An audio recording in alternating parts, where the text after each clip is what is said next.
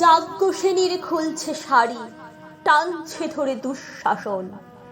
দায় ছিল যার গর্জে ওঠার, নিচু মাথায় সে ৫ জন। দুর্যোধনের নগ্ন উরু, ইঙ্গিতে তার ধর্ষকাম। হস্তিনাপুর দেখছে বসে, ধস্ত হতে তার সুনাম। অন্ধ রাজা সিংহাসনে, আর্ত চেঁচান বৌমাতার। নিজের দলের নির্যাতনে সব রাজা হন নির্বিকার। কর্ণ বসে হাসছে হাহা, রাজার দলের লোক তো সে।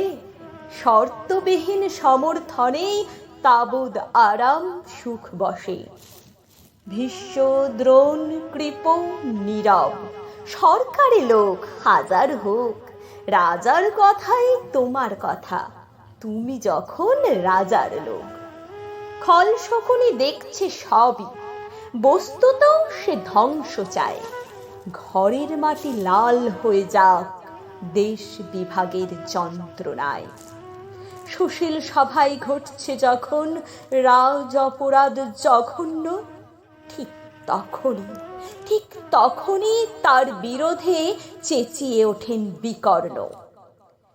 বিকর্ণ নন কেউ কেটা লোক, ১০০ ভাইয়ের একজনা।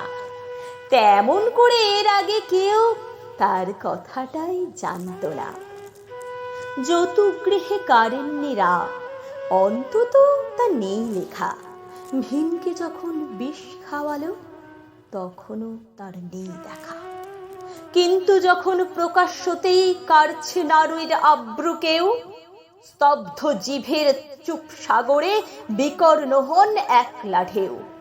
চেঁচিয়ে ওঠেন রাজার কুমার যুবরাজের বিরুদ্ধে। মহাবলী পাণ্ডবেরও তখন গলায় সে সুর নেই। রাজাও যখন নীরব থেকে সাই দিয়ে যায় ধর্ষণে, ঠিক তখনই সমস্ত যোগ বিকর্ণদের সর্ষণে। আমরা যারা কিচ্ছুটি নই, একটি মোটে ভোট কেবল, অত্যাচারের সামনে এলে সঙ্গী শুধু চোখের জল। পোষ্যভাবে যাবনা চেবাই, অন্ধ এবং নিকর্ণ। প্রার্থনা থাক আমরা যেন একবার হই বিকর্ণ। মরার আগে হতেই হবে রাজার সভায় বিকর্ণ।